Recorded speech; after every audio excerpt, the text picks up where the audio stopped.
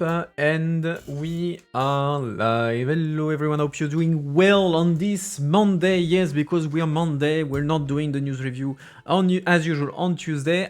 Thanks for the resub, Nipalup. I'm finish my introduction and then we do the quiz. So I hope that you're all doing well. So we are Monday. That means that normally I'm not streaming on Monday, you know it, but here I am because this week is going to be hell. So yeah, I had to move. Basically, I'm streaming all the days that I'm not usually not streaming. So the Tuesday news review is on Monday, and the Friday news review is on Wednesday because on Friday we have an interview. Anyway, so welcome. Let's stream before World War III. Hopefully not. So actually tonight is so it's the news review. Tonight is gonna be most likely, depends a bit on you, most likely going to be a relatively short news review because actually we have one topic because A, we're Monday, and B, like everything is about Iran these days since the start of the attacks against Iran by the US and Israel, and then the retaliation by Iran. So we're going to talk about that today. First about the reactions of the EU to that event, and then a couple of articles on what is worrying a lot of people is whether this war, this intervention will create a new energy crisis because of where it's taking place and who are the players involved. So that's the topic for today.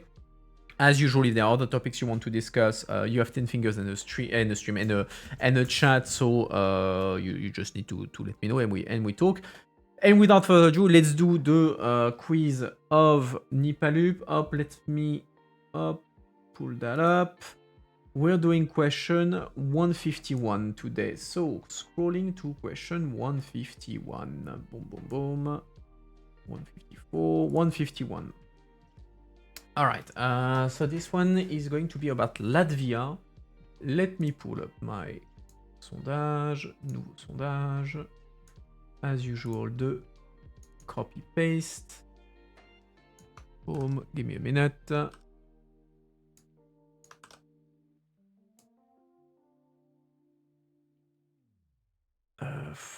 Yeah, I'm not going to be able to put the full answers in there, so I'll just do the A, B, C, or D.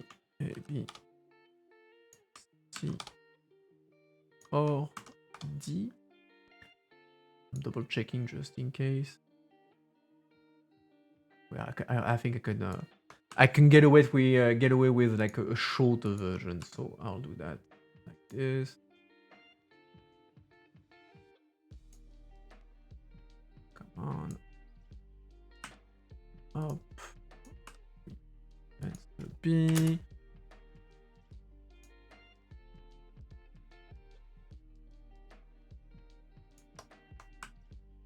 Up C, and one more, and then I read everything. All right. Okay. I managed to get everything, kind of. Okay, so the question is about Latvia. As usual, I will read you first the question, the answers, and then you can vote in the chat. So, the question of today is, what are Latvian non-citizens? Is it A, status given to illegal immigrants? B, a status given to former Soviet citizens who have no other nationality? C, a status given to criminals temporarily removing their nationality? Or D, a status given to non-Latvian EU citizens? So what are Latvian non-citizens? You can vote in the chat. So I repeat, A, a status given to illegal immigrants. B, a status given to former Soviet citizens who have no other nationality. C, a status given to criminals who lose temporarily their nationality. Or D, a status given to non-Latvian EU citizens. You can vote in the chat above. You have something like 30 seconds, and then I will give you the answer and give you the story. Hop, bonsoir. On en anglais ce soir. Hop. 10-15 more seconds to vote, and then I'll tell you everything about Latvian non-citizens. And most of you voted for former, that non-citizens are former Soviet citizens, and you are right. So let me tell you the story of the Latvian non-citizens. So Latvian citizens are indeed a status given to former Soviet Union citizens who have no other nationalities. So they only had the Soviet nationality, and now they are non-citizens. So according to official statistics, there are about a bit less than 700,000 non-citizens in Latvia in 1996 that has since decreased over the years. Now in 2024, it's a bit less than 170,000. So they are, I'm skipping a bit of the text because I have a whole thing. So these people in Latvia with special legal status are unique in the global context. The closest comparable status is Estonia. Person with undetermined citizenship also aim at former Soviet citizens. So basically the people who were Soviets, they are no longer Soviets, obviously, because the state does not exist. They are not Russian either, but they don't get the Latvian nationality, and so instead they are given this status by Latvia of Latvian non-citizens.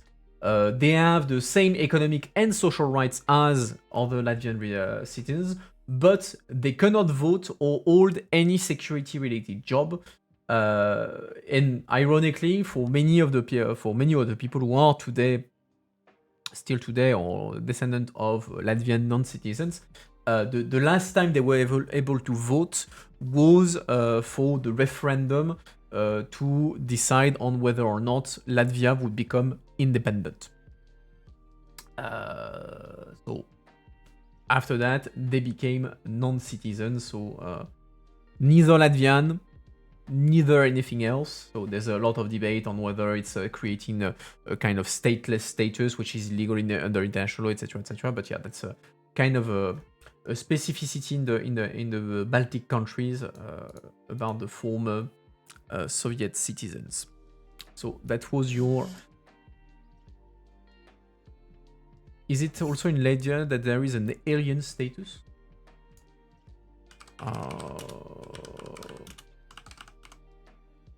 I don't know this one. Let's see. Blah blah blah blah. That's the other thing. Like they're also called aliens. So actually, the non-citizens are also called aliens. Former citizen, well, yeah, they have non-citizen passports, so it's the same thing actually. Yes, that's it. But I didn't know they were called aliens. I knew the non-citizen, but I didn't know they were called aliens. So I've learned something as well. Okay, so not really untouchable. That might be a strong word, but the thing is that technically they can acquire the nationality if they have like they have to pass linguistic languages course, etc., etc. But they also don't want to get the Russian nationality, so they're kind of stuck in the middle in their own thing. All right, so that was the question of the day. Thanks, Nipalup. All right, let's get back on track. I can remove this. Thank you very much. So, like I was saying, today's topic is going to be Iran and the reactions of the European to what has happened over the weekend there, and still going to happen for quite some time, at least a few weeks. All right, so as a reminder, the US has decided, along with Israel, has decided to launch strikes against Iran, officially to counter their nuclear program and nuclear missile program. They have managed. They have they have sent like 1,000 strikes, within the first hours. They managed to kill Khamenei, who was the supreme leader of Iran, and so now the strikes are continuing. Iran has retaliated by shooting not only at Americans but also at other neighboring countries that are hosting American bases. There even was missiles and drones rather sent towards Cyprus that hosts a British base from which they are Americans operating, and so actually the missiles were shot down by Israel, and there were more drones sent to the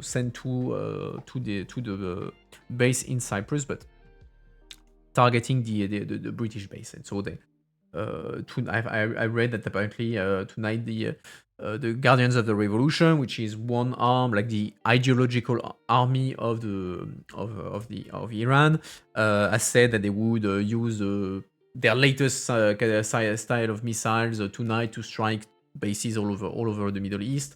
So we'll see what's going to happen. But yeah, so the Europeans were kind of taken by surprise because most of them actually were not warned by that the attacks was going to take place.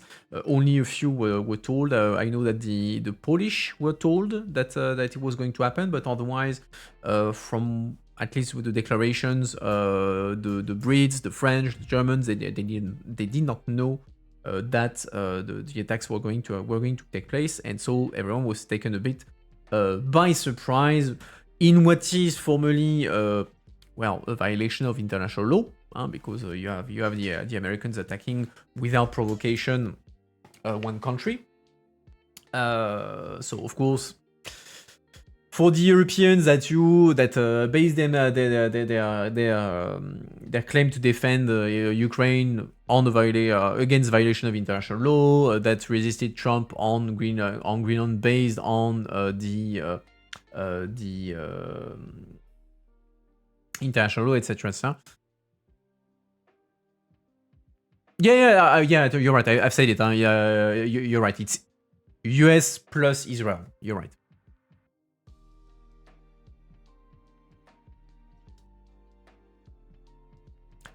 But yeah, you're right. It's both of them. It was both of them. It's probably key to keep them in the dark in order to not let. Well, I mean, why the reasoning can make sense for some. Like, I think if they had told the Brits or the French, it's unlikely that the news would have reached the Guardians of the Revolution. It's unlikely.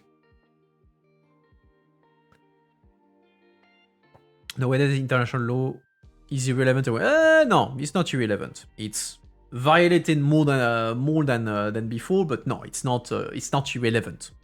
For the most part, countries still have an interest in having international law and respecting it to a certain extent, but it's challenged much more by the great powers today. But I would not say that international law is irrelevant. I mean, international law has always been kind of a peculiar branch of law because it's not really law, actually. It's not really law because contrary to national law, to civil law, etc., you don't have when you have civil law, when you have penal law, you have a body to enforce that law. You have courts. You have a system to make sure that someone who breaks the law is going to be punished. International law, not so much. International law, you don't have like a court, or you have attempts with the ICJ, etc., but you don't have a body that will say, okay, you broke international law, and we're going to punish you. So, gentlemen, to an extent, yes, international law started as a kind of gentleman's agreement. It's countries that got together and say, okay, we have an interest in not having anarchy. Anarchy is in nobody's interest, so we can base on a common thing, some base rules. We're gonna say, okay, the base rules among us as a sort of gentleman agreement that we're gonna call international law because we give it like a we base it on treaties, etc., etc. So it's not just a gentleman agreement. A gentleman agreement is something completely informal, but we're gonna do, because we have an interest in not having anarchy on the international stage, we're gonna set some ground rules that we voluntarily commit to respect. And even if you don't have a court to enforce that, the incentive for international law to be respected was that, well, if you don't want the other to do something on you, so you will not do that same thing on the others. And second, if you were breaking international law and doing like very bad violation of international law, you could take the risk that all the other would gang up on you, and then you would lose. So that's kind of the basis. Then you had also history when post-World War II, when there was a resurgence of international law, stronger international law to kind of avoid like countries going rogue, etc. So multilateralism, etc., etc. But yeah, international law has always been kind of a different branch of law because you don't have like the enforcement. It's, how can I say? It's almost self-regulation to a certain extent. International law is a form of self-regulation, especially when you have bodies that normally are supposed to kind of look after that. I'm thinking about the United Nations, that sort of thing. Don't necessarily respect, don't necessarily have a strong role to enforce that. So today, yes, you've always had like countries not respecting to more or less of an extent international law, but with the return of an international stage, geopolitics being designed, being led by forced by strong actors, there is an increase in the disregard of international law. Regardless, international law still holds no power. It's essentially a piece of paper consequence, a slap on the wrist. Don't do it. Yeah, to an extent, yes. You're gonna be put aside. You're gonna be put in a naughty kids corner if you break international law to a certain extent. It can have indirect impact, economic, reputational, etc., etc. But yeah, apart if you do something that is so terrible that it pushes the UN and the Security Council to say, okay, we're gonna break your face. Yeah, I mean, you could make an argument that there was a time where international was working, like the very first war in Iraq. Iraq invades Bahrain. You have the UN who give authorization for counter striking, and so you have international forces led by the US to intervene and defend Bahrain. The NATO intervention in Serbia was also backed by the UN, etc., etc. So there was a time when you had like a functioning UN and a convergence of international of national interests. Yes, you had international law had bit more importance on the global stage. Today, it's much more loose, especially if you are like the very strong actors.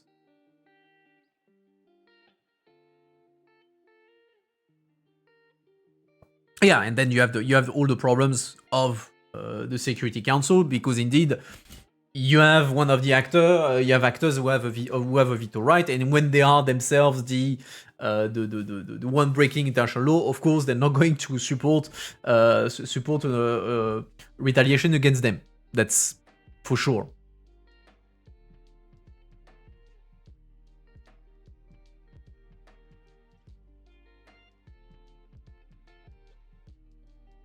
Can we say, look at this and say it was actually the best time to attack Iran since all their allies have been weakened?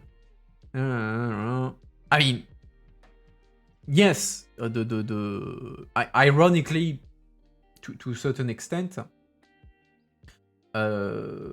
you're right. Like the best time, maybe not, maybe not, maybe not. But at least Iran was in a weaker state because it lost Hezbollah, because its allies in the region are much weakened. It's true. That being said, there's also a debate on whether the US were fully ready for that attack, in the sense of since there was already an intervention against Iran a few months ago. When was the attack on the nuclear program? That was 6 months ago, something like that.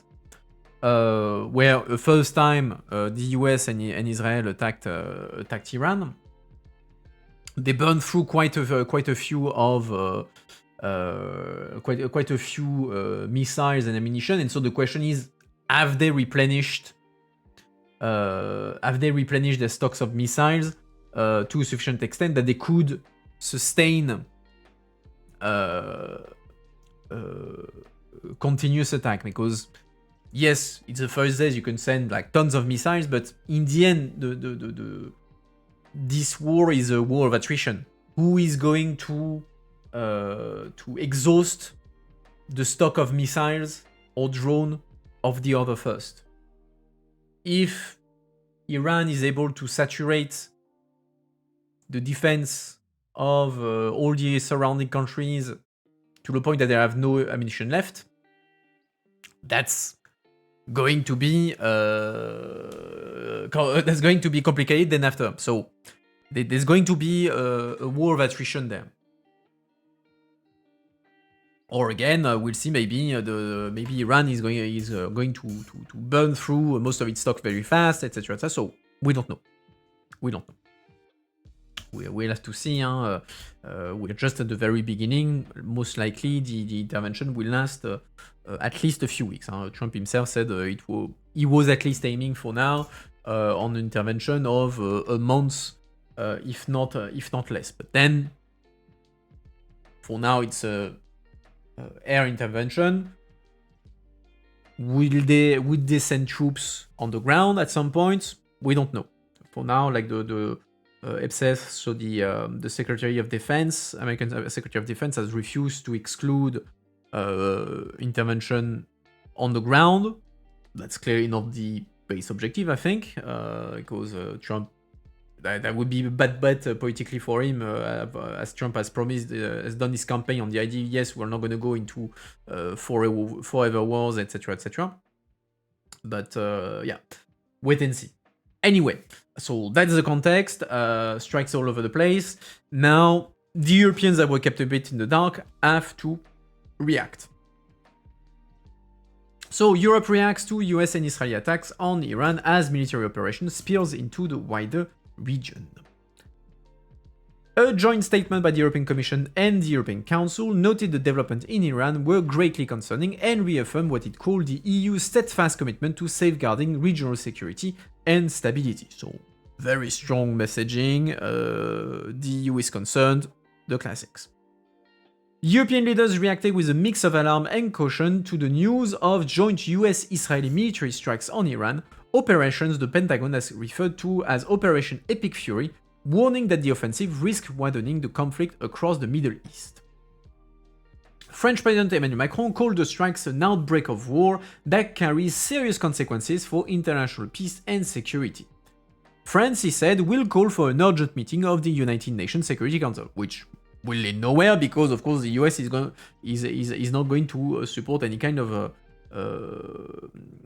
strong statement as part of it. Is for sure.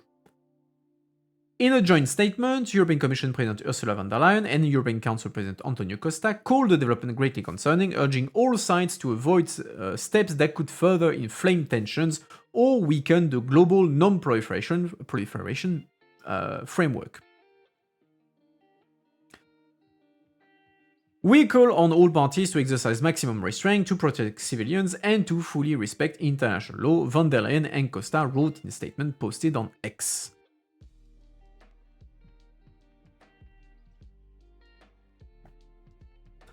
Von der Leyen announced that she was convening a special security council, a college, on Monday, which is kind of the new format that she created, where you have commissioners related to security and defense plus foreign affairs. So it's kind of a weird thing, but yeah. The EU chief diplomat Kaja Kallas struck a somewhat more measured tone, which, again, we have the typical EU thing where you have 3 different persons saying different things, and then you're like, okay, which one is actually the saying the actual position of the EU? And so yeah, we have that issue. You know, you're like, okay, is it Kaja Kallas? Is it Costa? Is it von der Leyen? Question mark. The EU chief diplomat saw Kaja Kallas struck a somewhat more measured tone, characterizing the situation as perilous. Iran's regime, she wrote, has killed thousands, and its ballistic missiles and nuclear programs, along with support for terror groups, pose a serious threat to global security. But protection of civilians and international humanitarian law is a priority, she said, adding that the EU's Aspides naval force remain on high alert in the Red Sea and stands ready to help keep the maritime corridor open. So the Aspides force is like it's a fleet, a naval force that is meant to secure the Hormuz Strait, the Strait of Hormuz, where you have a lot of shipping lanes going through. There's like 20%, if I recall correctly, like 20% of the global exchange of oil that go through that Strait of Hormuz, which is just in front of Iran. So there's piracy also happening in the area. So the EU has a fleet there as part of this Operation Aspides to secure the corridor and prevent attacks on ships passing through there. The remarks came just hours after the United States and Israel launched large-scale strikes across Iran, reportedly targeting a compound in central Tehran believed to house the residence of Iran's 86-year-old Supreme Leader Ali Khamenei, who was killed. During this operation, US President Donald Trump advised the Iranians to seek shelter and asserted in a video shared on social media that Iran has persisted in expanding its nuclear programs and is aiming to build missiles capable of striking the United States.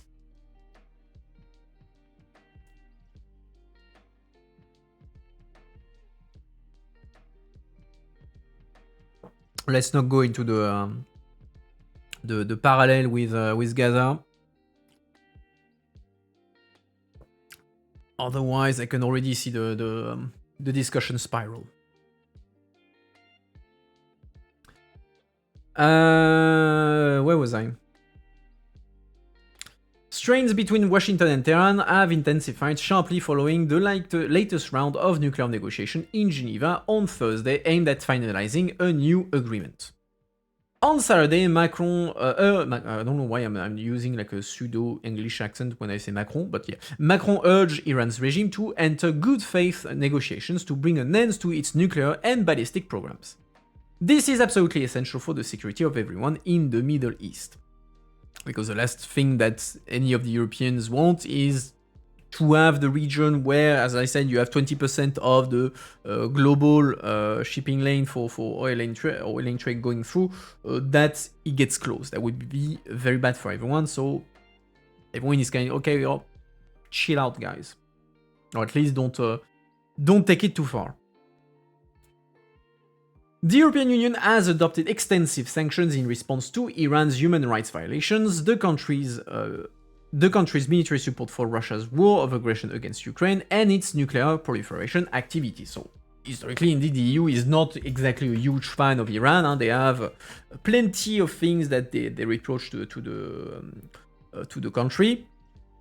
least of all, or not least of all, no, but at the very least, like the latest wave of suppression of protesters in Iran, which has made like tens of thousands of dead. The nuclear program, of course, and the support to Russia, because Iran is supplying Russia with a lot of drones that are being used to bomb Ukraine.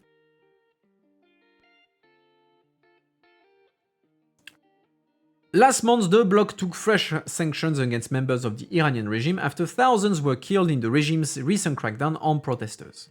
It also decided to add the Islamic Revolutionary Guard Corps of Iran to the EU terrorist list. The Revolutionary Guard being, as I explained before, the ideological army of Iran. It's kind of a state within a state. It's a branch.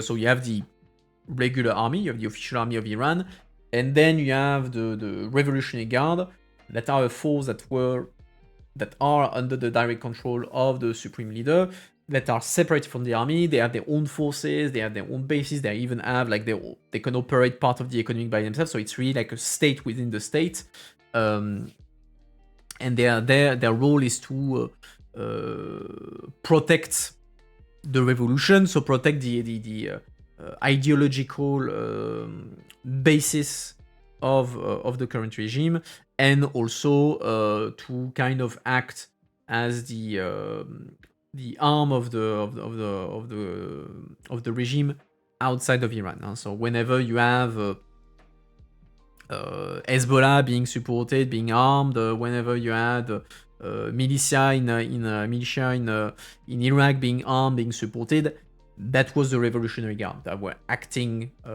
on behalf, on the cover, of course, but on behalf of the supreme leader. Where was I? Yeah. On Saturday, European Parliament President Roberta Metsola warned against the spiral of escalation that could threaten the Middle East, Europe, and beyond. They are better equipped than the Iranian army itself because the Islamist revolution fear a coup from the army.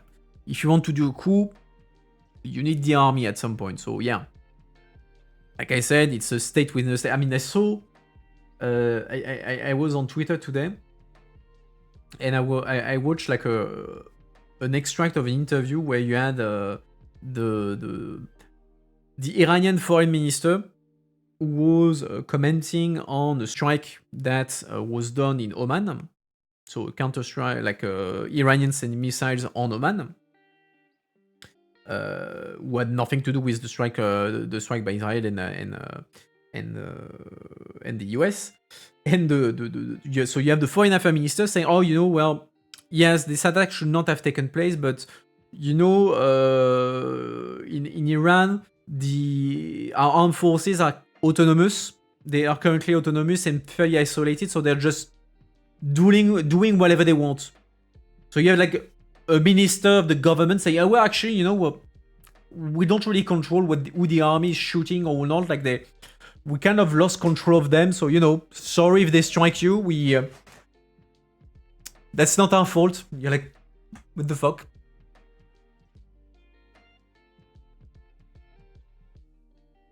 They're built different. Several European foreign ministers also voiced concern over the strikes. Spain Foreign Minister José Manuel Álvarez said that Spain was monitoring the situation and demanded respect for international law. "Violence only brings chaos, de-escalation and dialogue are the path to peace and stability," he wrote. He said that all of Spain's embassies in the region were still operational for its citizens.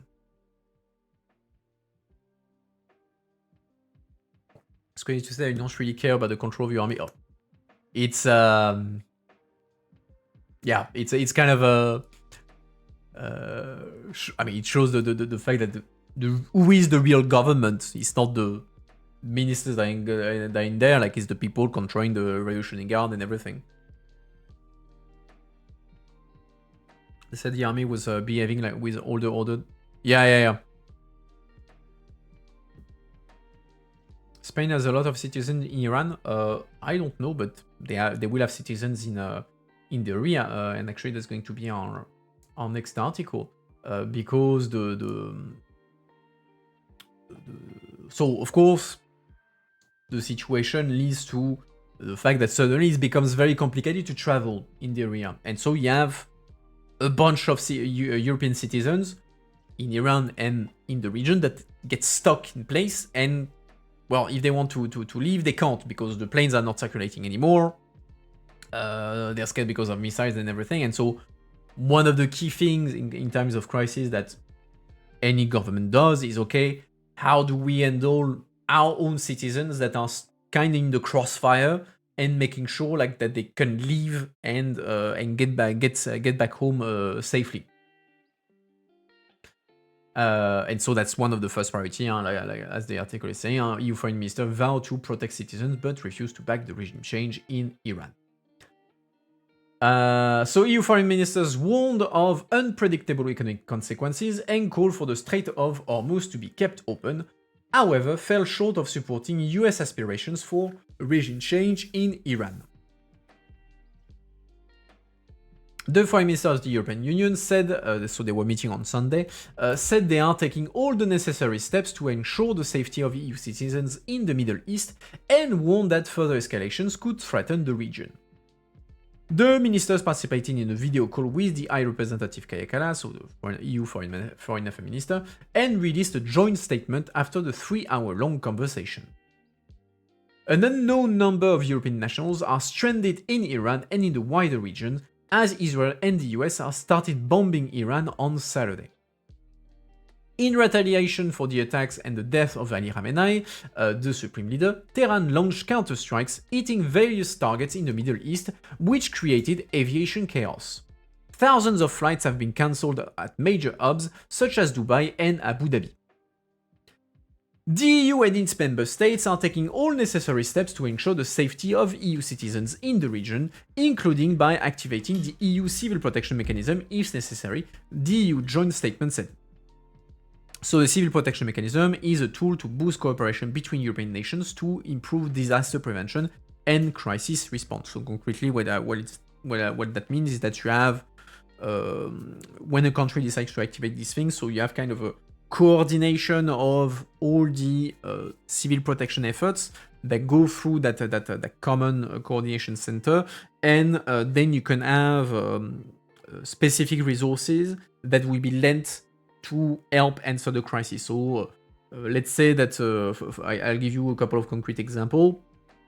When the Taliban took back power in Afghanistan, you had like this massive evacuation in Kabul, where all basically the remaining Westerners were taken out, and forces from the West were leaving the country.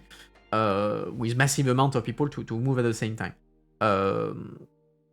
The EU Civil Protection Mechanism was mobilized to provide additional planes to help coordinating things, so that all the EU citizens could quickly be evacuated and safely be evacuated out of the country. Likewise, when there was COVID, and we had like the first wave of lockdown, the EU had to coordinate the repatriation of about 600,000 people. So all the Europeans that were outside of Europe and wanted to come back before the lockdown was taking effect, you had to coordinate these massive efforts to get back people, and so the EU had funds dedicated to repatriation, etc., etc. So they had to coordinate like 600,000 people to bring it back in the EU. So that's the civil protection mechanism. The ministers also warned that the event in Iran should not lead to escalation, which could have unpredictable economic consequences. The EU called for avoiding disruption to the Strait of Hormuz, a major sea corridor for seaborne oil, which I think is about 20% of all the traffic of oil going through that place. So yeah, you really don't want that to go up in flame. The joint statement did not endorse US-Israeli aspirations for regime change in Iran.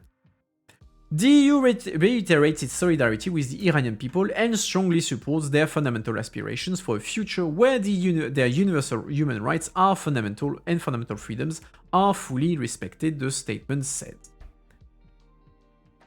On Sunday, however, EU Commission President Ursula von der Leyen called for regime change in Iran in a social media post. A credible transition in Iran is urgently needed, Ursula von der Leyen said in a social media post, which, again, is contradicting what the other body that actually deals with foreign affairs was saying. So you had a whole wave of criticism saying, yeah, von der Leyen should not speak there because she's president of the commission. The president of the commission does not have powers when it comes to foreign affairs. Foreign affairs is high representative and the council, so she should not be saying anything, especially if it's going to be saying something that doesn't correspond to what the common line of the council is, because on foreign affairs, the common, I mean, the EU only has a coordination role, so it's always like the minimal commonality that defines the EU position, and that's defined by the council in discussion with the member states. And von der Leyen, she went further in supporting the de facto the regime change politics of the US, which is not the first time that she does that. There were a few times where she did it. She did it on Israel as well, and she got a big clap back then. I expect that she will be clapped back again on this, but again, that's always the problem that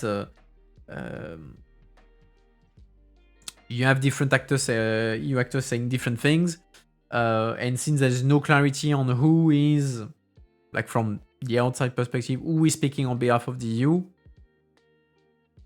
people look at the commission. Oh, commission, why are you not saying something? But it's not the commission that is supposed to say something, it's the council, etc., etc. Earlier, German Chancellor Friedrich Merz said his federal government shares the relief of many Iranians that the mullah regime may be coming to an end.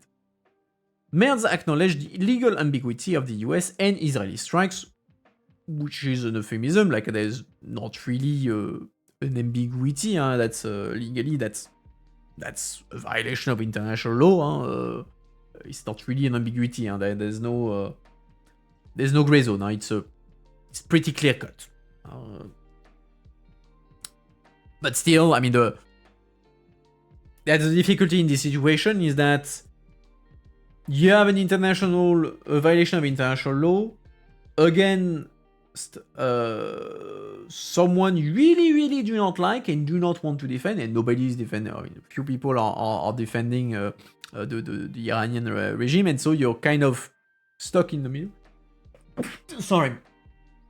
In the sense that, okay, you have the international law that is being broken, and you tend to want to respect international law, you want international law to be respected, but at the same time, it's an asshole that is impacted by that, and you don't really want to say something like to support the asshole. You're like, so you're kind of in the middle position where you're like, yeah, okay, I'm going to muddle through somehow.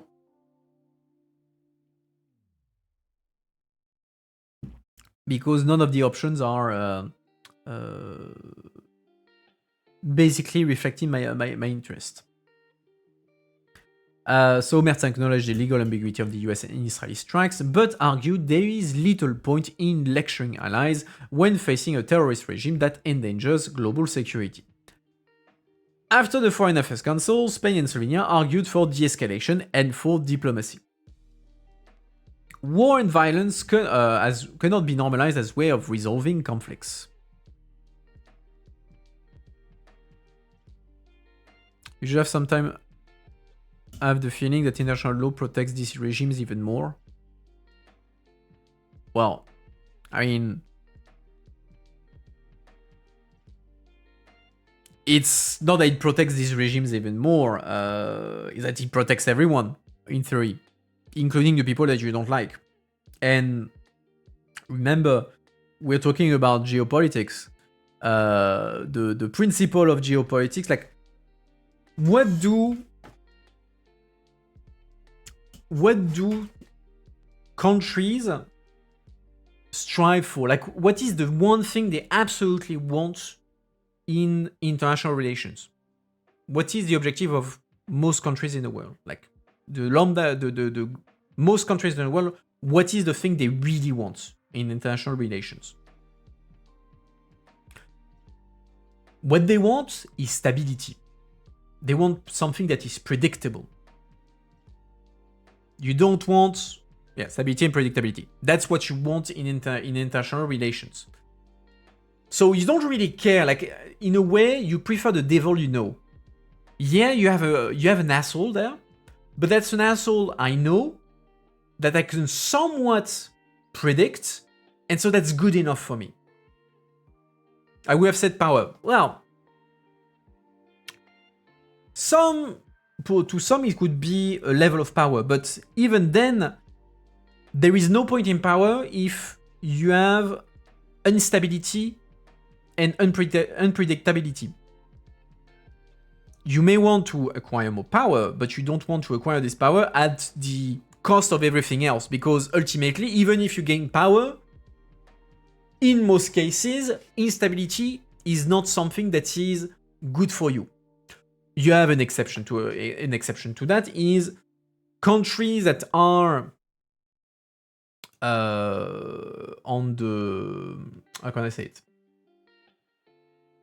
Countries that have no interest in the status quo, who believe that the status quo is not in their interest, they can have an interest in destabilization. Because the current stability does not serve their own interest, and so they may have an interest in pushing instability so that maybe the status quo changes in their favor, or changes at the very least against the people that they don't like. So you can have some countries that do that to a certain extent. So typically what we call the rogue nations, so the countries that are isolated, have an interest to a certain extent in some level of instability. North Korea, Iran, to a certain extent, can have an interest in some level of instability because that challenges the status quo that they perceive as to be not in their favor. The stability has to be established by power. No. Yes, but I mean, that falls back into what I just explained. You may have a stability that is established with certain players that are going to be dominant, and those that are not dominant and do not agree with that status quo will try to a certain extent, destabilize things, because they see, okay, the status quo does not suit me, I will try to rock things. But even then, you don't rock the boat too much. Why? Because if you rock the boat too much, well then, everything is allowed.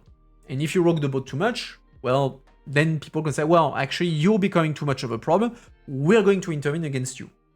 And then comes like the counterbalance. Like, if you take like dictatorships, politically isolated countries, etc., so North Korea, Iran, etc., etc. Ultimately, they have two contradictory interests at the same time that they need to balance with each other. First interest is that they need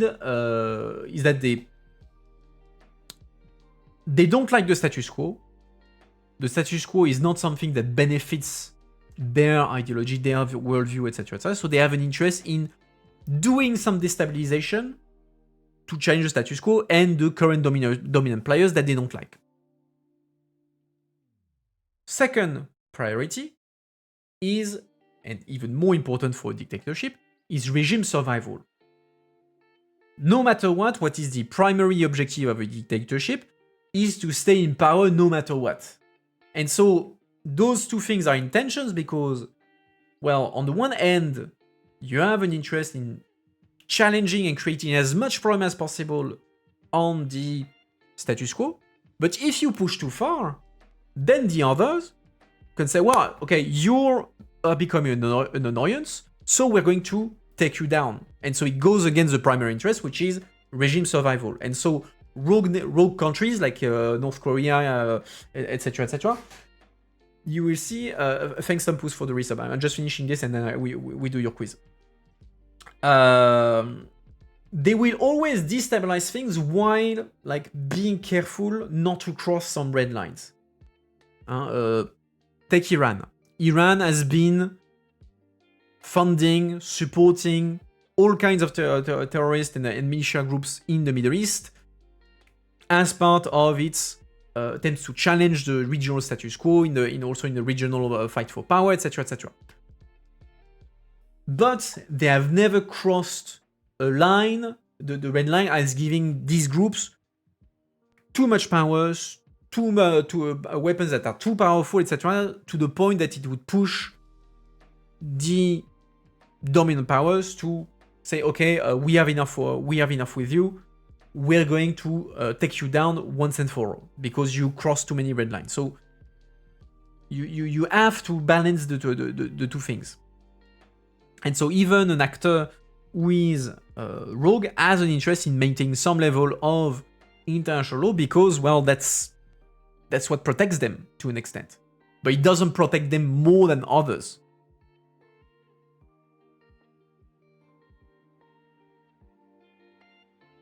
But isn't this based on the Fukuyama end of history assumption that you only need stability to make money and that's for the rest of time? Fukuyama is a different thing. He thinks that Fukuyama had these the end of history theory after the end of the collapse of the Soviet Union and the Cold War, saying that we have kind of reached the optimum state with the fall of the Soviet Union, and so we will have like liberalism, trade, democracy, and that's going to be the end of history. There's not going to be anyone challenging the status quo because the Cold War was won, the bad guy was beaten, and so since we have one system that is objectively better than the other, it's unchallenged now, we reach the end of history. There's not going to be a change to this, which of course, as we saw over the years, the most obvious example being the 9/11 attacks. That's not that. But the idea of stability is not a Fukuyama kind of assumption. It's geopolitics.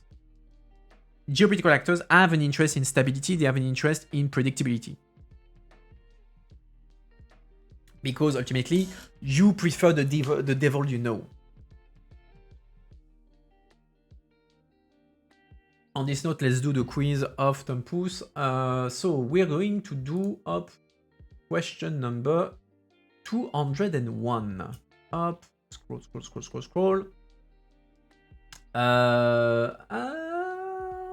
I will reroll because I think we did it already. So I'm rerolling just out of 314, sorry. 314, scroll. 314. Ah, okay. That's one we didn't do. All right. So that's going to be a quote. We haven't done one of those yet. So let me pull up nouveau sondage. Shit.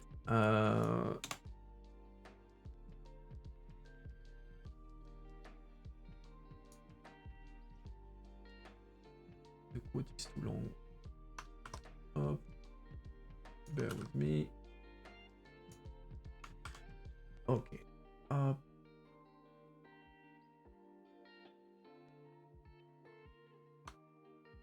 Copy pasting the answers. Boom. Boom. Ah. Boom. Et boom. Okay. So, your question of the day, your second question of the day is going to be a quote. You have to complete a quote. I'm going to read it to you and then you will be able to answer. So, complete the following quote. To understand Europe, you have to be a genius or something. Is it A, insane, B, French, C, Belgian, or D, high? Up, you have 1 minute to vote, so you have to complete the quote. To understand Europe, you have to be a genius or something. Is it A, insane, B, French, C, Belgium, or D, high?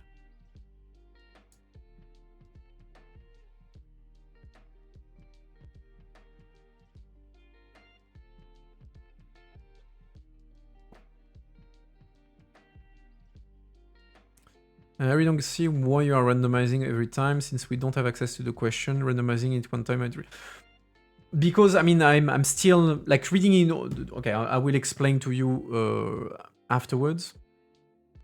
But basically, it's because of the way I build the database. That's why I do a randomize every time. I pick up, or I mean randomize. I just pick up a number and then I pick the number at launch. All right. So most of you said that the quote is to understand Europe, you have to be a genius or Belgian. You are wrong. You are wrong. The correct answer was to understand Europe, you have to be a genius or French.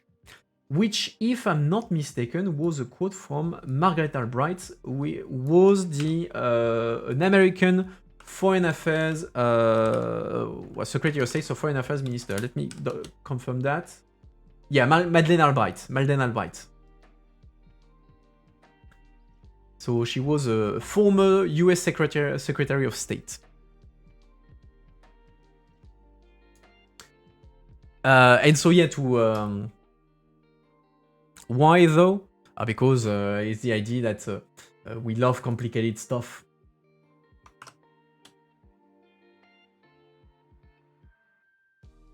That they perceive European politics as overly complicated, bureaucratic, etc. And so it's very much French inspired, which is true. Like the EU in its structure is very inspired from French political establishment. The political culture is more German/Nordic, but the institutions themselves are more built on the model of French political culture. And so yeah, to answer your question, why randomize? Because the way I built the database is that so you have the questions, but I have themes. So I have a bunch of questions in a row that have the same theme. And so since if I was doing as you say, so I was saying, okay, I'm going to take question 180, and then I do all the questions from there. That means that we would have, like, for a certain amount of questions, always the same theme. So to ensure that you have various themes, various different things, that's why I randomize every time. So you don't get 5 questions in a row that are about Latvia. You can get like a question on Latvia, you can get a question on Poland, you can get a quote, you can get the chance of having very different themes. That's why I do the randomized thing, because my database is organized by theme.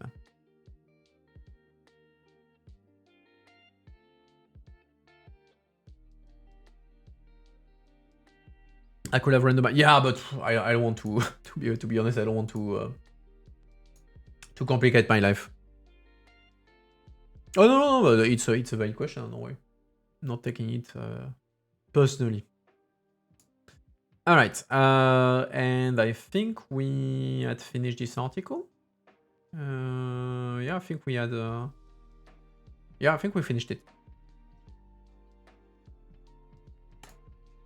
Which leads us to a final article, not of the day, but on that part of on the EU reaction, which is, well, as usual, the EU is divided on that thing, and that prevents us from having like a strong position or whatever, because the EU on foreign affairs is always like the minimum position.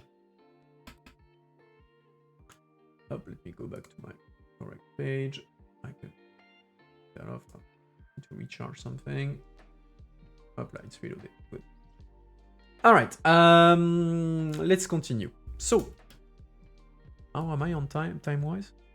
1 hour? Oh yeah. Well, okay. I think we're gonna do 1 hour 30 or something like that. I guess so. Which is fine because we only had one topic, so that's really one theme for tonight. So that's fine. All right. So the Iran crisis poses fresh test for the divided EU. Already strained by Russia's war and managing relations with Donald Trump, the EU is now scrambling to respond to a conflict where it has even less leverage. Ursula von der Leyen will on Monday chair an emergency meeting of European commissioners as the conflict with Iran deepens and after the EU's 27 foreign ministers differed over a joint statement. As missiles rained across the Middle East and with fears of a threat to Cyprus, because, like I said, Cyprus was indirectly the target, and you had missiles and drones sent to the British naval base that is there. The drones and the missiles were shot down, but yeah, Cyprus was sort of a target without being a target, so that made quite a few people nervous about that. So the EU pivoted to crisis mode, calling emergency Sunday sessions and planning a series of extraordinary meetings. It faces the difficult task of putting together a coherent foreign policy response for a region where it doesn't have huge leverage while confronting challenges on several fronts at home and abroad. With the leaders of the so-called E3, France, Germany and the UK, issuing a far tougher statement Sunday night than the EU managed just hours earlier, the episode underscores a broader pattern. As global crises multiply, from Russia's wars in Ukraine to renewed transatlantic strains under US President Donald Trump, the bloc is struggling to speak with one voice. So yeah, the E3, so that's France, Germany, and the UK, they sent a statement saying that they were ready to assist the US to attack defensively to destroy, let's say defensively, like missile sites of Iran. Basically saying, okay, since they're toying with the idea of attacking not only US bases but also us, we are ready to help the US neutralize this capacity so that, well, they simply can't attack us as well. Which is, of course, going much further than the other Europeans who have just said, okay, de-escalation, negotiations, etc. No regime change. There, you have the big ones when it comes to the military. Although, well, Germany is not as big and powerful as France and the UK, but yeah, they have said, okay, we're going to possibly intervene, reserve the right to intervene if necessary to prevent Iran from shooting missiles at us, basically. Does Germany have any naval or air base in the region? Not that I know of. Like, the Germans don't really have a lot of bases. I guess they would send ships there. I mean, probably they probably have some ships as part of the Aspides mission, so to secure the Strait of Hormuz, but I don't think they have bases. And I'm not sure. But what they can do is that since... So Germany, they have the Ramstein base, which is the biggest NATO base in Europe. And obviously a huge hub for whatever American operations takes place in Europe and also in the Middle East, because actually the Americans rely a lot on European bases to project their forces in the Middle East and North Africa. How do we think among this collapsing time? No, it's fine. It's not that dramatic. Not yet. We're doing fine. But I think Germany, yes, it's mostly to they would let the Americans use bases in Germany to strike missile bases in Iran and everything. They only have one military base abroad in Lithuania. Okay, makes sense. Everything is fine. Yeah. I don't think we're yet at the stage of the meme. But at let's say that the Europeans are like, yeah, well, we can't do much, but okay, we're gonna wait. This is fine. I'm not the meme. I mean, you could say. I mean, who knows? Maybe tomorrow things are going to go to shit, and then yeah, I will have been like literally the meme, the dog meme. But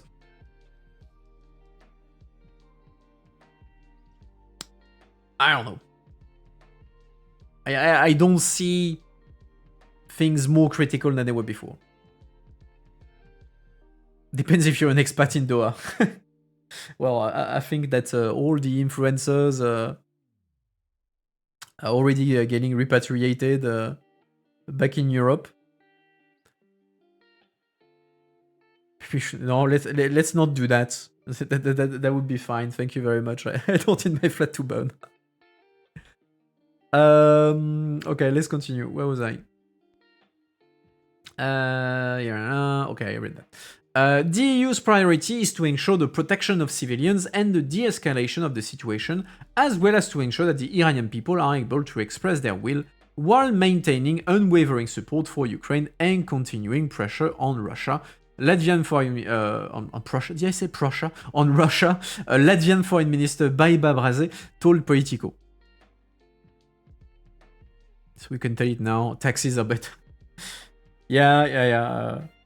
Oddly enough, yeah, the influencers are suddenly rediscovering a love for their nationality. Say, oh yeah, take me back.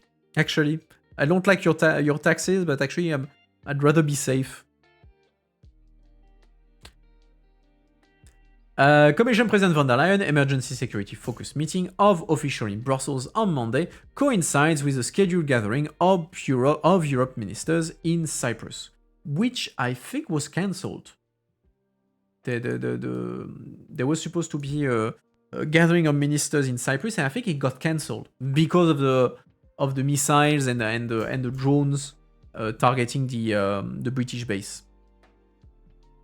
And I also read that there was like a German minister that was stranded in Doha, I think, because of the basically, or because of the war.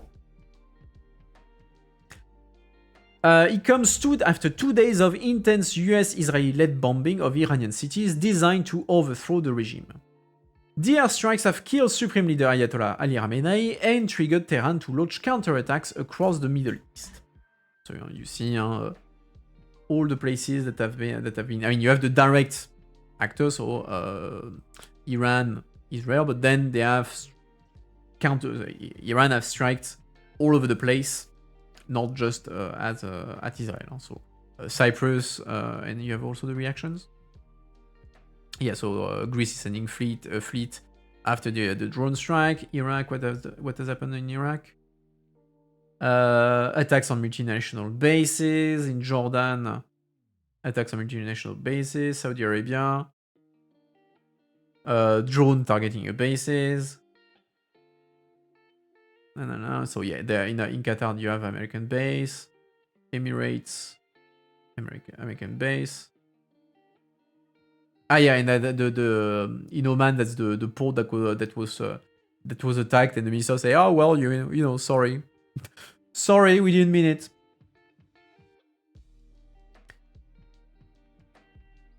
The risk of an attack on Cyprus, the closest EU country to the region, was high, according to a European Commission official briefed on the situation, who was granted anonymity. Like other in this article, blah blah blah blah blah.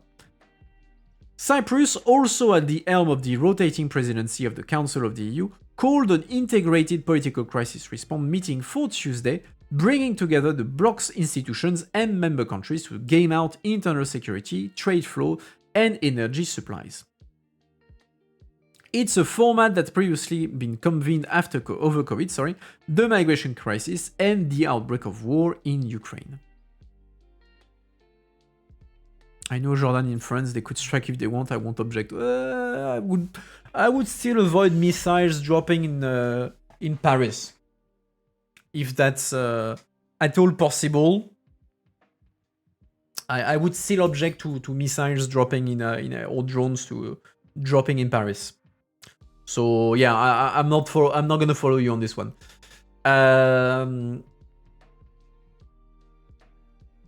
You know, a meeting of EU top diplomats with Gulf foreign ministers also being organized this week. 2 officials with knowledge of the discussion told Politico. He's in Brussels. Do we know if he's in Brussels? It's not a plenary week, huh, so...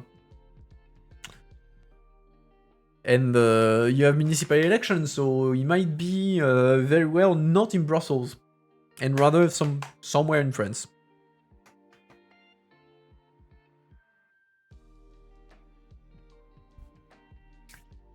There has to be emergency meetings left, right, and center, a senior diplomat from the region told Politico, underscoring the urgency for the EU to quickly adopt a strong position. Well, as far as a strong position is something that the EU can take, and because, I mean, the problem of the EU in general on foreign affairs, and particularly when it comes to this kind of situation and region, is that, as I explained, the EU position can only be the minimal common point. So it's unless everyone is united, you can't do much.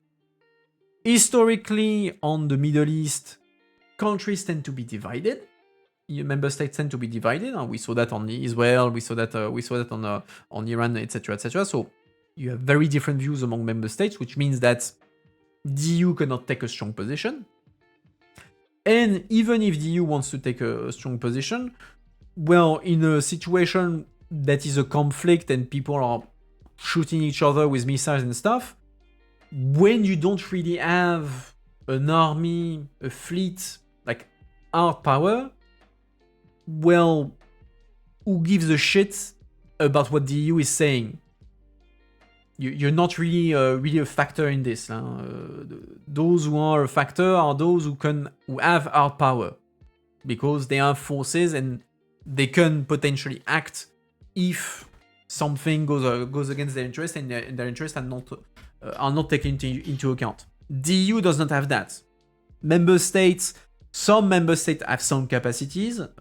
France, notably, Germany a bit, etc., etc. But like nowhere near to the point, and nowhere with the political will that would push the US, Israel, or Iran to think twice about doing something. So the EU taking a strong position is yes, we are very concerned. Please talk to each other. And yeah, the others like, yeah, okay, thanks. We'll just continue. But thanks, guy. Good job. That's the weakness of Europe whenever it is about foreign affairs. We don't have the hard power, and in a situation of crisis, what matters is the hard power. Europe can be good at to a certain level of soft power through finances and everything, but like in crisis,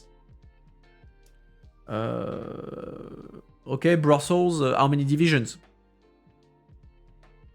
Hello. Where was I? This is a turning point for the Middle East, Europe, and the US. Emmanuel Macron, Friedrich Merz, and Keir Starmer, the leaders of France, Germany, and the UK, said on Sunday night they would take steps to defend our interests and those of our allies in the region, potentially through enabling necessary and proportionate defensive actions to destroy Iran's capability to fire missiles and drones at their source. So, enabling necessary defensive. So basically, they're not saying they're going to strike themselves. So you're not going to have British planes, French planes bombing Iran. However, they may help the US. They may allow the US to use bases to go through their airspace, provide intelligence, coordinate, to basically destroy Iran's ability to send missiles their way. They will work together with the US and allies in the region on this matter. Shortly before that, the EU published a carefully balanced statement after the 27 foreign ministers held a 2.5-hour long video call. They called for full respect of international law, urged Iran to stop developing its missiles program, stressed the need to restore regional security, and expressed support for the fundamental freedoms of the Iranian people. For sure, in Washington, Tel Aviv, and Tehran, people were quaking in their boots. But again, that's EU foreign policy. There's not much to expect, and that's by design. Let's say it like that. A major sticking point during the call of foreign ministers was whether the international law part of the statement could be seen as a criticism of Trump and the Israeli government. 4 European diplomats either present or briefed on the meeting said. On that point, European leaders have been publicly split. I mean, to be sure, like, also the EU is kind of between a rock and a hard place because, yeah, Trump is again violating international law. At the same time, A, it's against someone Europeans don't really like, and 2, well, the Europeans have an interest in not triggering Trump. They just got him to let go Greenland. They're trying to keeping somewhat under control on Ukraine, etc., etc. So there's plenty of things they need Trump to be on their good side. Triggering him by telling, oh, you broke international law, might go against your own interests on other things. Spain's Prime Minister Pedro Sanchez condemned the US-Israeli strikes, warning the risk to bring about a more uncertain and hostile international order. But German Chancellor Friedrich Merz said Sunday it wasn't the time to lecture our partners and allies, adding, we share many of their goals without being able to achieve them ourselves, which... I mean, both the thing is that both of them are right.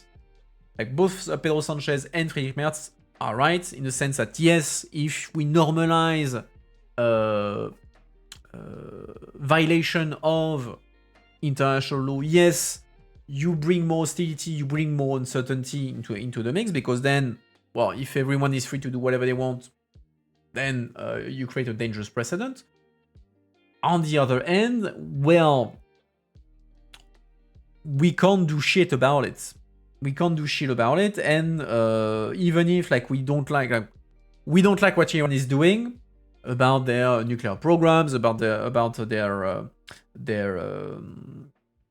repression of protests and everything, we can't do shit about it. The Americans do. So yeah, they're doing it. We may not like it, but yeah, not much we can do. We can bring to the table ourselves.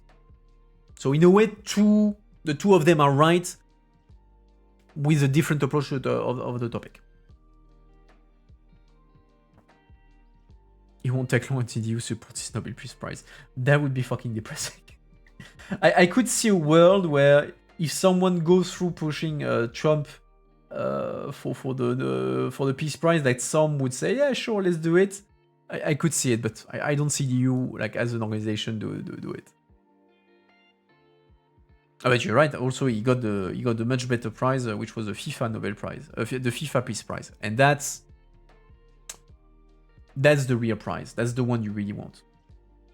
Nobel Prize, who gives a shit? The FIFA Peace Prize. That's powerful. That's the real flex.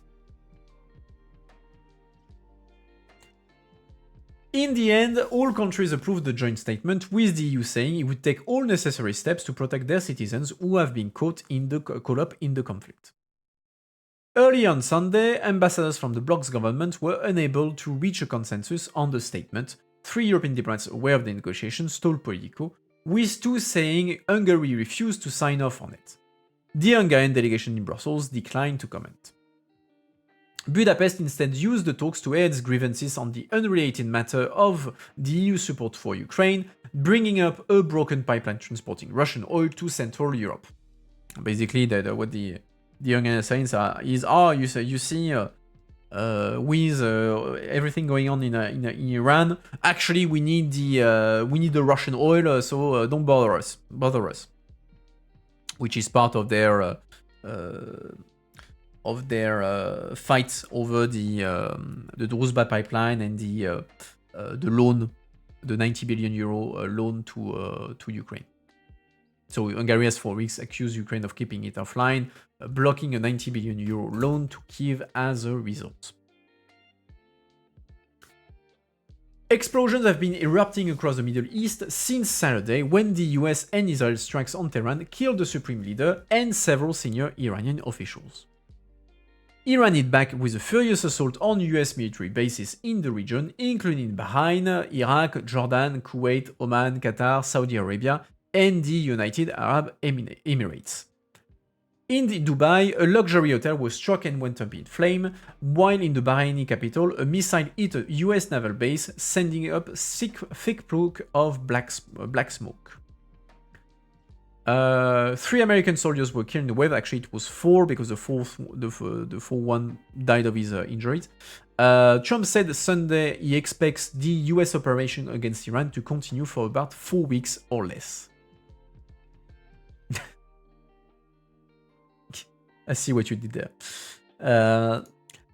EU ambassadors on Sunday focused on how the crisis would affect the safety of Europeans in the regions, as well as the implications for the bloc if the fighting continues, according to an EU diplomat.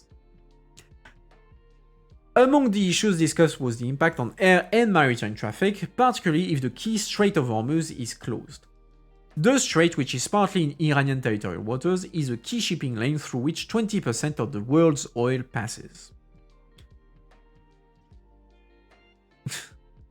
Earlier, Cyprus was forced to hose down reports that Tehran had targeted it with missiles on Sunday after the UK Defense Secretary John Healey told Sky News that we had 2 missiles fired in the direction of Cyprus, which was true. There were drones as well, but like Cyprus itself was not the target. It was the British base in Cyprus that was the target.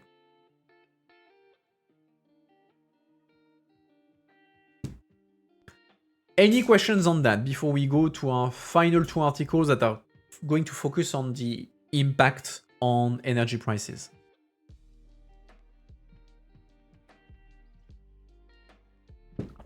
Let me just put back this.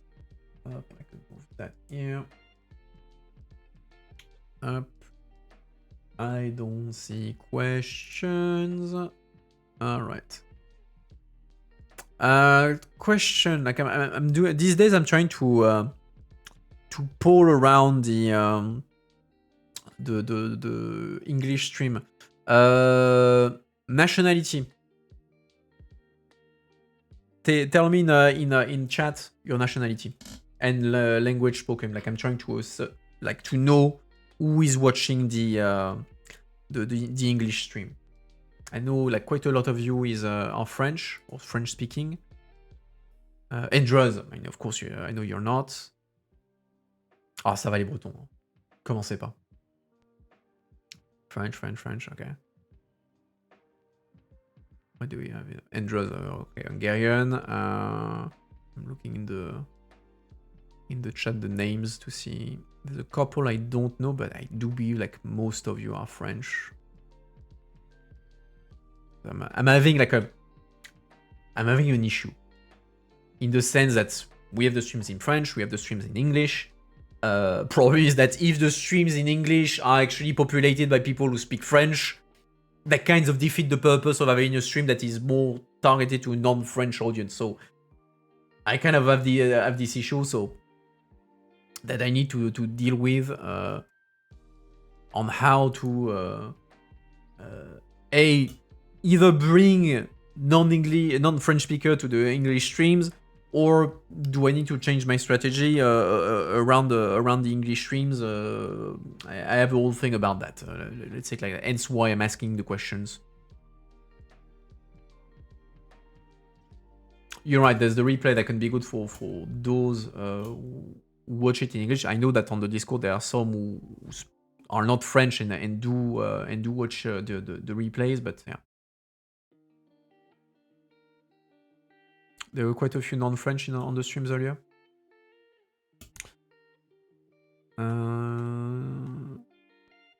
Possible.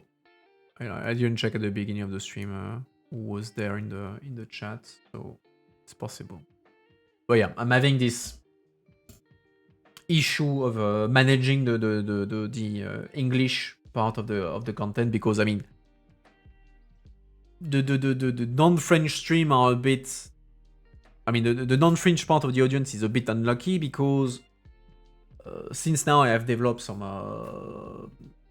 relations with other French streamers, with Hugo, with Carl Dumont, with Jean, Arte, etc., etc. So I have some people coming, French people coming from the other French streams, but I don't have that for the English streams. Like I don't have any connection with any English-speaking streams, because I don't know like any streamer that also talks in English about European content, European politics, etc. So that kind of limits the influx of new people from the English-speaking community, which is a bit of a shame, because I always try to manage to have the dual kind of content, and for a very long time, like actually now like most of the audience is French. For a long time, the longest time, it was actually the contrary. Most of the audience was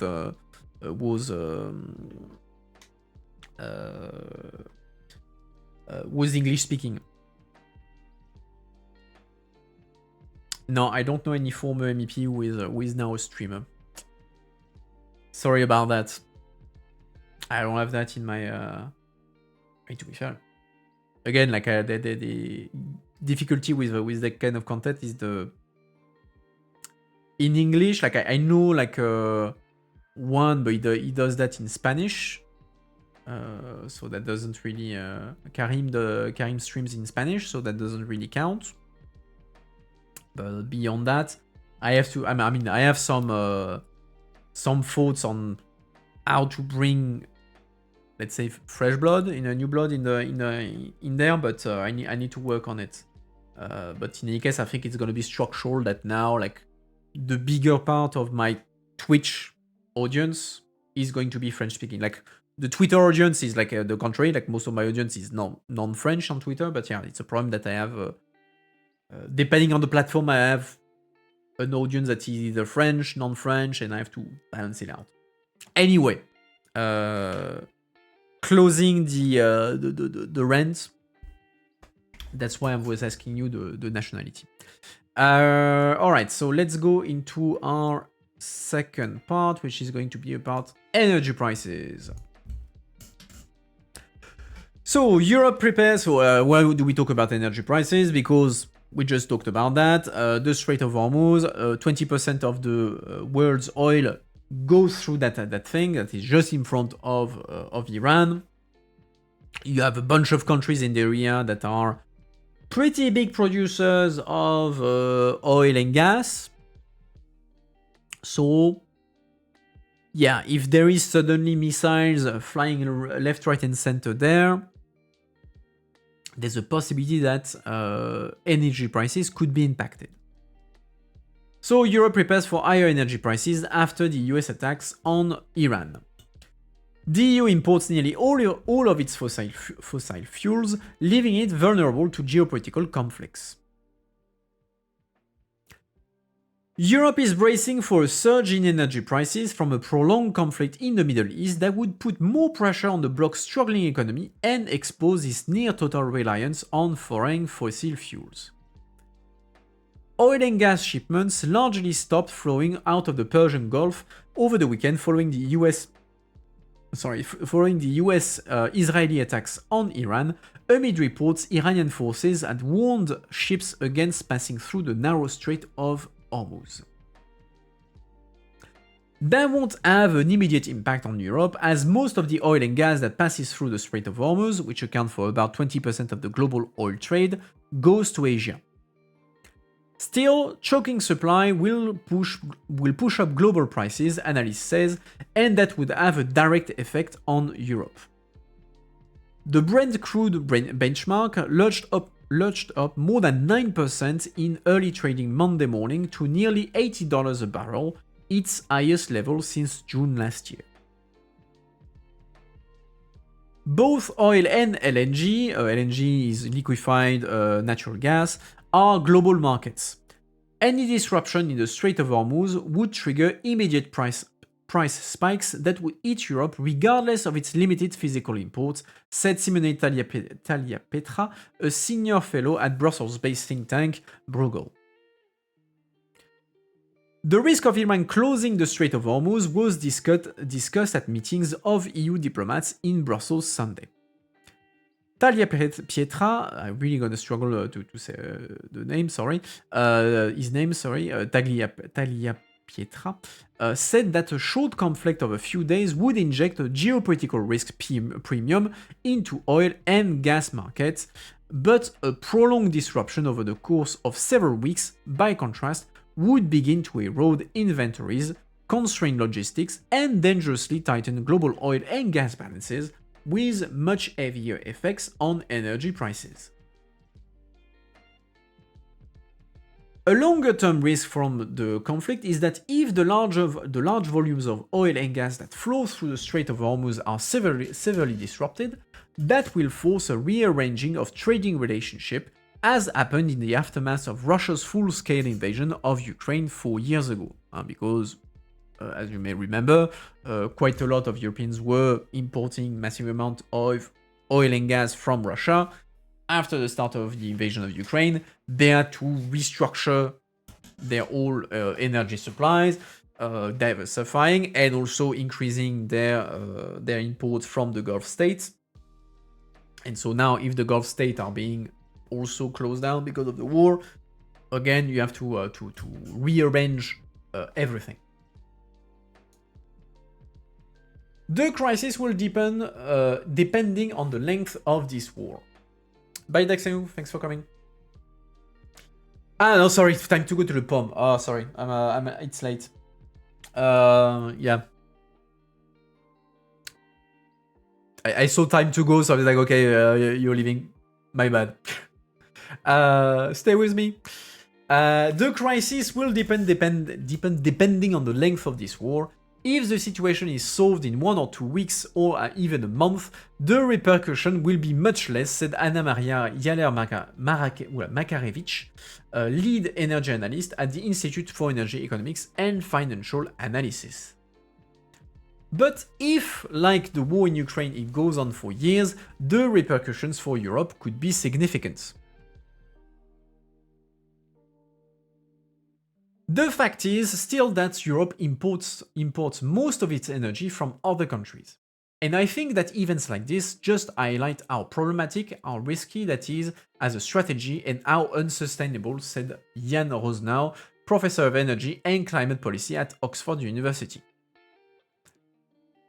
The structural solution has to be renewable energies produced in Europe, electrification, and improving the efficiency of the economy.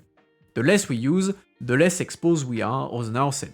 Although the problem with renewable energy is that you always need double capacity because you have impermanence of the renewable, because the sun is not shining always, the wind is not blowing always, so you need backup energy, being either fossil fuels or nuclear. And there are some things that, well, no matter what, you still need fossil fuel. So you're always going to have some level of dependence on fossil fuel.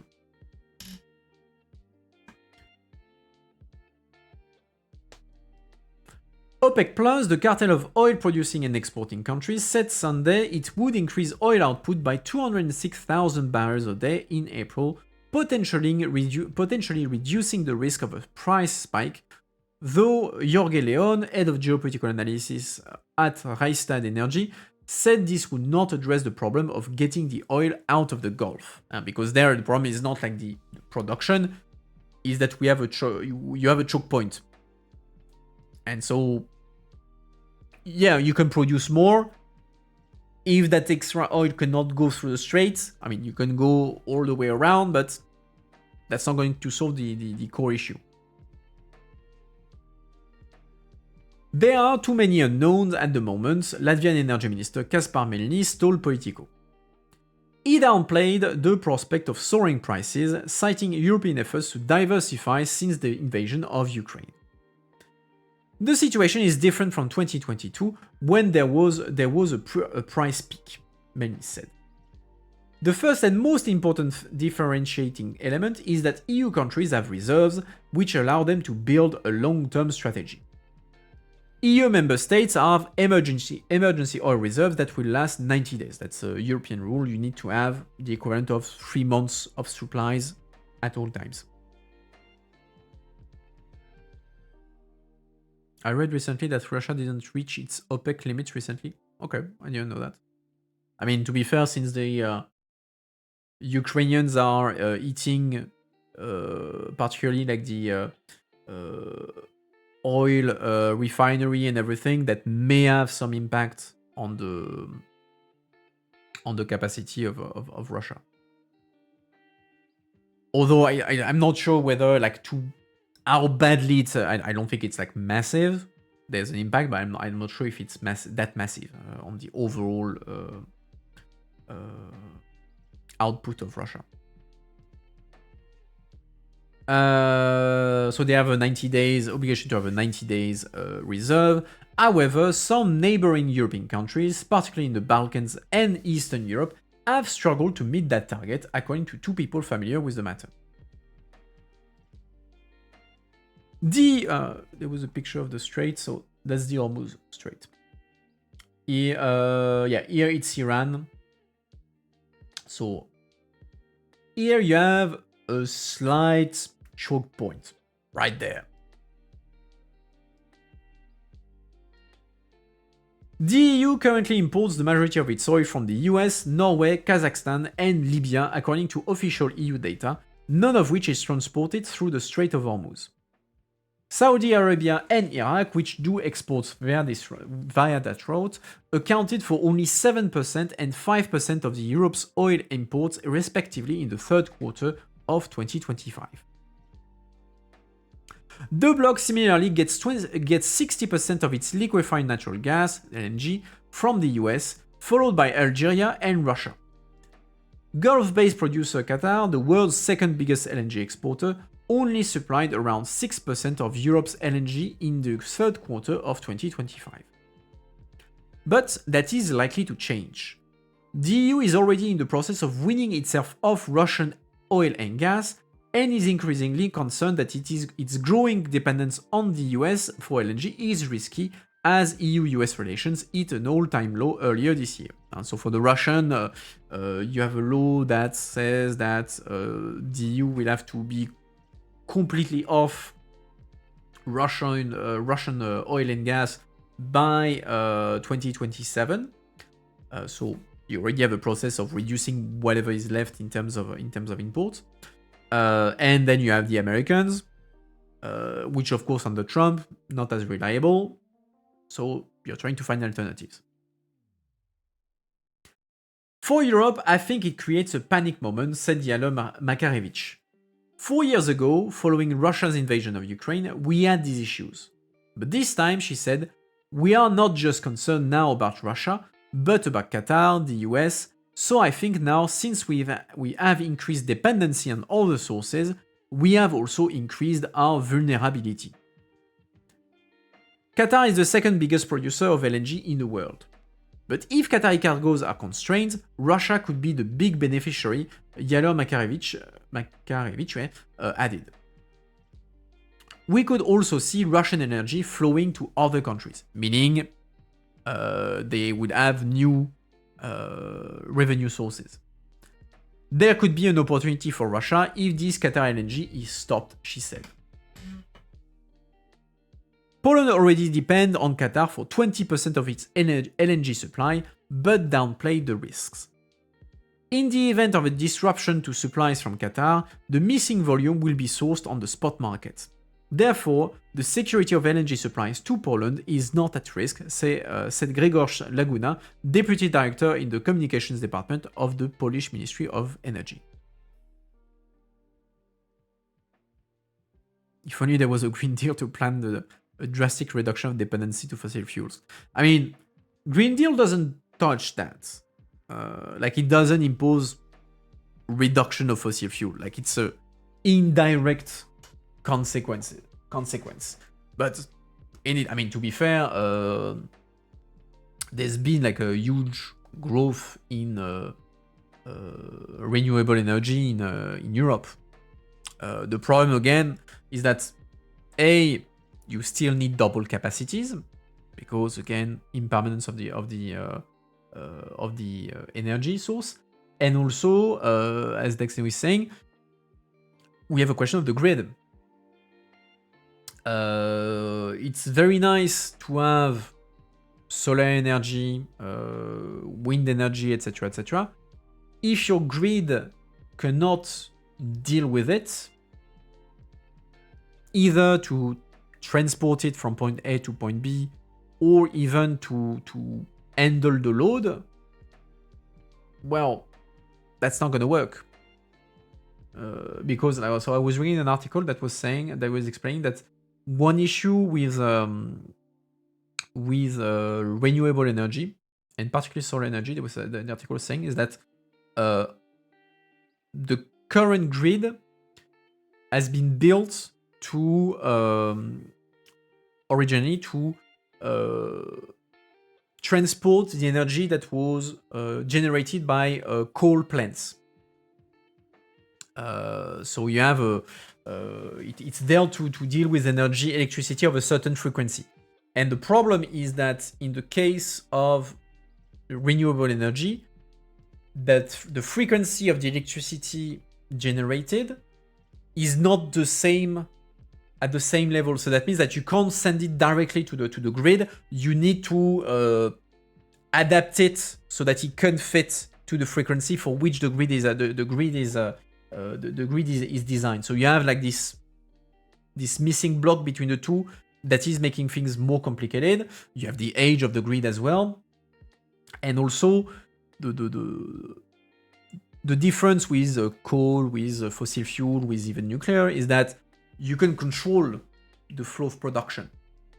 Like nuclear energy, you control the flow. Coal, you put more coal, you put less coal. Gas, you put more gas, less gas. You can control exactly the energy output.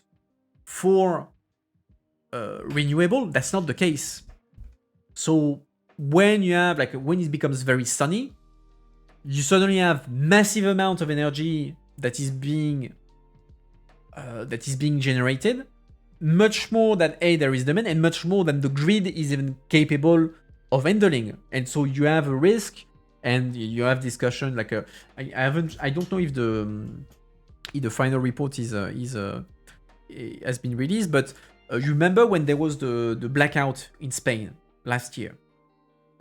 One of the possible reasons for the blackout to occur was that there was the grid collapsed because of an overcharge of solar energy.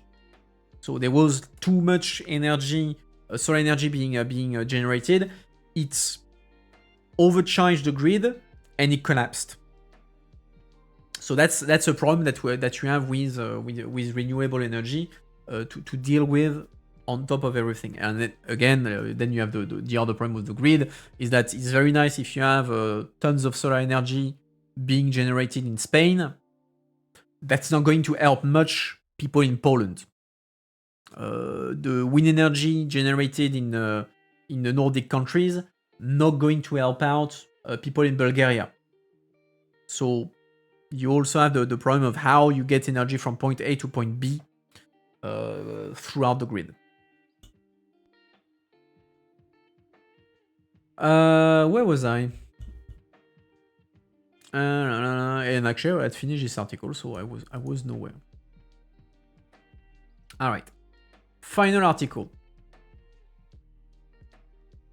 European gas prices jumped by as much as 45% as Qatar stopped LNG production.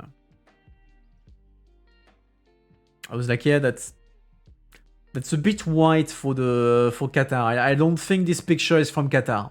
Like somehow, I don't think so. Like sus. it's a bit sus. I'm not going to geo-guess where it is, but not Qatar. I'm going to go with that. Not Qatar. So European natural gas prices surged on Monday as the escalating conflict in the Middle East caused Qatar to stop LNG production at the world's top plant. The benchmark European gas price, traded on the Dutch TTF hub, rose by as much as 45% to around €46 per megawatt-hour in early afternoon trading. UK natural gas prices also surged, with the NBP benchmark climbing sharply in tandem with continental markets. Too much exposition to light. At this stage, we are way beyond exposition to light. There's also fog. I know you can have heat fog, but yeah, somehow I have my doubts. Somehow. High market volatility has driven sharp minute-by-minute swings. The sharp increase follows US and Israeli strikes on Iran, which have heightened tensions in a region critical to global energy flows. Qatar Energy announced early Monday afternoon that it had halted liquefied natural gas production linked to the giant North Field gas reservoir following an attack on its facilities, but gave no other details as to the extent of the impact on operations. Fog or a sandstorm. You know what that makes me think of? When you talk about, we're talking about the Qatari region and sandstorm, makes me think of the game Spec Ops: The Line. Excellent game. I highly recommend it if you haven't played it. It's kind of old like now. It's like, I'm going to look at the age of the game, but I'm gonna feel old as fuck, I think. Spec Ops: The Line. Release date 2012. Oh, 14 years ago. But excellent game. Play Spec Ops: The Line. Let's say it's an LNG terminal in Germany when there is a LNG. Okay, close enough. Extraterritoriality. But yeah, it made me think of the game because the whole shtick of the game is around sandstorm and everything. So play that game. It's so good. Not for the, not because of for the shooting, the gameplay, etc. But like the game is insane, story-wise. Play it. Where was I? Blah blah blah blah. Yeah. A large proportion of the world's energy supply comes from the Middle East, and before the announcement from Qatar, the seaborne oil and gas transport was at the center of market fears. The Strait of Hormuz, a narrow maritime passage largely controlled by Iran, is one of the world's most important energy choke points for oil and LNG, including exports from Qatar. Iran has moved to block traffic through the strait following the strikes, raising concerns about supply interruptions. In modern history, the Strait of Hormuz has never been actually closed, albeit a temporary slowing of traffic has occurred, said Maurizio Carulli, global energy analyst at Quilter Cheviot. He added that about 20% of the global oil supply transits through the Strait of Hormuz, and 38% of seaborne crude oil trade. Carulli does not expect oil shipping companies to sail through their vessels until the military situation de-escalates due to the risk of ship damage or seizures, as well as temporary unavailability of insurance cover. Satellite data show that oil tankers transit has virtually halted over the weekend, a precautionary measure by shipping companies, he added. Any sustained disruption could affect LNG shipment from Qatar, which supplies around 12% to 14% of Europe's LNG imports. Wasn't the previous article saying 6%?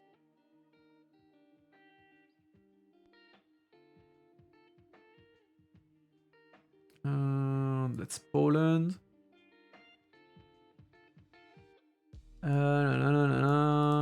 Qatar. 6%. There's a bit different between 6 and 20% there. For 12%, yeah, that's literally double. Yeah, I don't know where they got the figures. While Europe does not rely primarily on Qatari gas, analysts said the indirect impact could still be significant. If supplies to Asia are disrupted, buyers may seek alternative cargoes, increasing global competition for LNG. This would likely push prices higher worldwide, including in Europe. Qatar, the third largest LNG exporter after the United States and Australia, has become an increasingly important supplier to Europe since Russia's invasion of Ukraine in 2022 forced European countries to reduce their dependence on Russian pipeline gas. Europe's relatively low gas storage level have added to market anxiety. Storage across the European Union is currently below 30% capacity as the winter heating season draws to a close, comparing with around 40% at the same point last year. Germany and France, the bloc's two largest economies, are among the most vulnerable. Germany's gas storage facilities were 20.5% full as of Saturday, while France stood at 21% according to data from Gas Infrastructure Europe. Lower reserve leaves countries more vulnerable to supply disruption and price volatility, particularly if global LNG markets tighten further. So, depending on how things evolve, prices may go up again. And that was my final article for today. Do we have questions on this or on other topics? Otherwise, we will conclude as we reach almost 2 hours. Almost 2 hours, not too bad for a one topic stream. We did worse. I'm sorry, just getting rid of the notifications. Last round of questions, if any. Otherwise, we're going to conclude.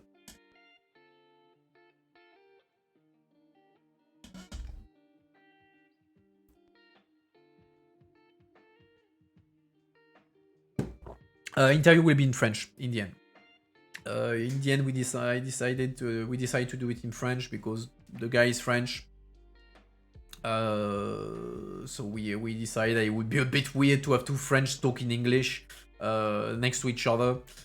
So we decided to do it in French in the end. But I will bring like not interviews, but I will bring new content in English.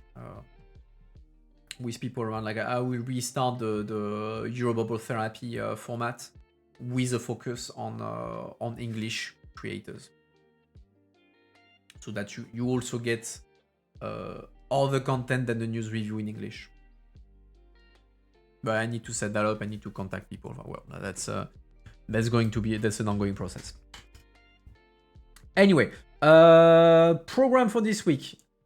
Next time I see you, Wednesday for the news review in French, and on Friday, on Wednesday at 7 o'clock, as usual, for the news review during the week. On Friday, so no news review, we're doing an interview with Vincent Guerre, with an author, a EU professional, former colleague of mine. So we're going to discuss his book, singular, as well as his how do I translate parcours in English? Not parcours with okay, I see you coming. His professional life, basically, he has done quite a few things. He's been in Parliament. He was a colleague of mine. Then he went to the Commission. Now he's lobbyist. So we'll be able to discuss many different topics. The interview will start at 6:30, so later than usual. And yeah, that's the program. And next week, I'm already pre-shotting.